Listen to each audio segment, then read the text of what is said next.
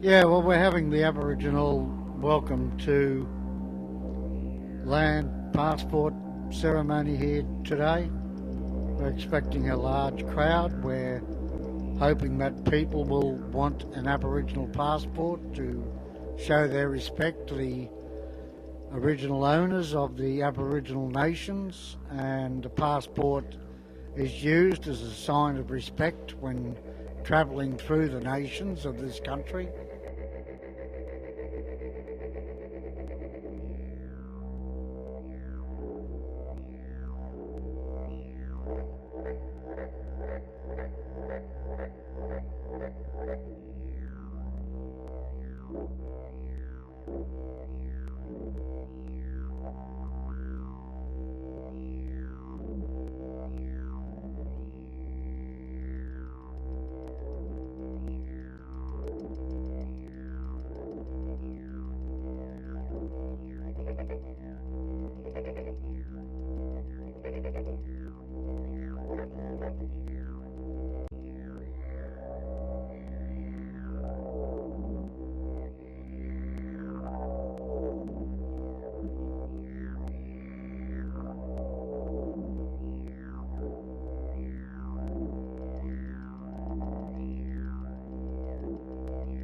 What it means, not only to yourselves, but to us, the Aboriginal people, for the respect that you are showing to us and to our sovereign rights to the land.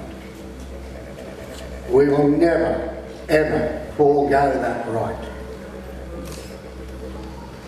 And it's something, this today, I hope, is but the first step. And I think the best thing to get this thing moving was to reach out initially to the asylum seekers. That this will become a really multicultural country with Aboriginal owners.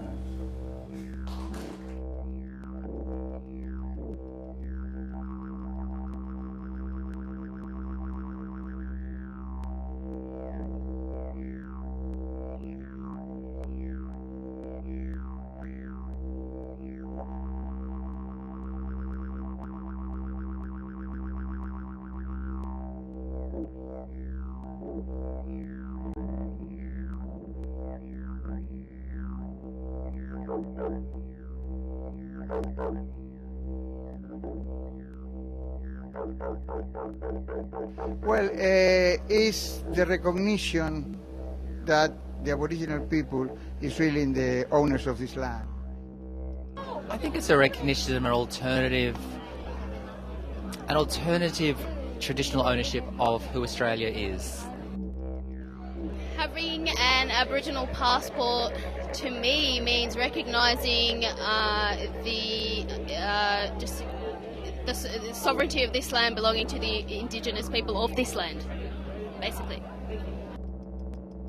It means that I finally feel that I'm part of this land. Should everyone Australian have one passport, because it's the country is belonging to the Aborigine. It's not belong to the Britain or America or anybody else. This their own land. And I'm proud to come to have this passport here today. I feel that it's a great honor and a big responsibility that we need to actually be with the Aboriginal people and help the Aboriginal people to progress in Australia. They haven't been given a very fair go as it's supposed to be. As I said, it's a great honor to have the passport.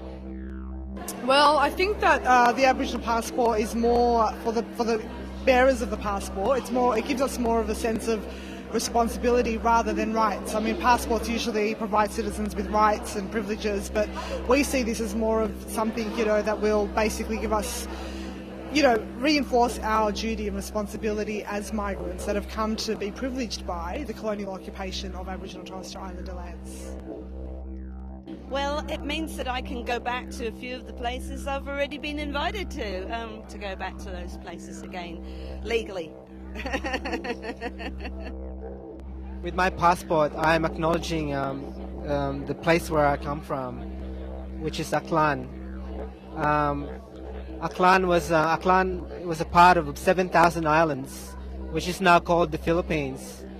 But the Philippines, the name Philippines came from, it was given to us by the colonizers.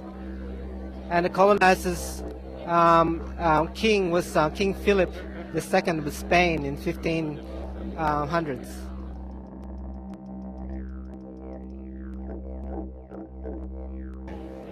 Well, from my own personal perspective on that is that, you know, like if you go through customs, you would be issued with something like this, like a passport. You'd probably only get one when you do go through customs, because this nation hasn't gone for any of that. It's been an outright war since the day they got here. It's just kind of people who've got the passport recognise us as the sovereign owner, and we've given them legitimacy in our own country. In excess of 200 people have picked up a passport, which is absolutely wonderful when you measure that out of people showing respect to the Aboriginal nations and the traditional owners of those nations. There's been a suggestion that we do this every year, that it will be considered at our next meeting, and we're looking at this happening on Invasion Day if we do go ahead with it, which should be a much better event, we believe, than sitting in a park listening to music.